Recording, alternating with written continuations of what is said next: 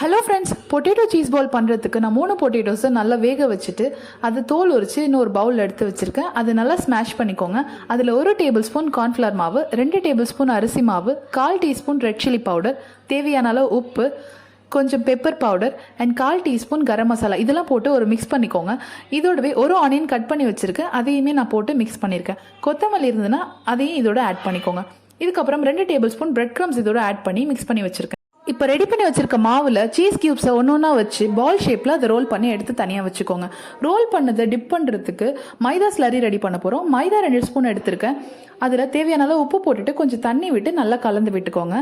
Lumps இல்லாமல் கலந்ததுக்கப்புறம் நம்ம role பண்ணி வச்சிருக்க அந்த பால்ஸை இதில் போட்டு டிப் பண்ணிவிட்டு பிரெட் க்ரம்ஸில் கோட் பண்ணி எடுத்துக்கோங்க. இதுக்கப்புறம் பானலில் எண்ணெய் ஊற்றி எண்ணெய் காஞ்சதுக்கப்புறம் நம்ம ரெடி பண்ணி வச்சிருக்க சீஸ் பால்ஸை இதில் போட்டு ஃப்ரை பண்ணி எடுங்க.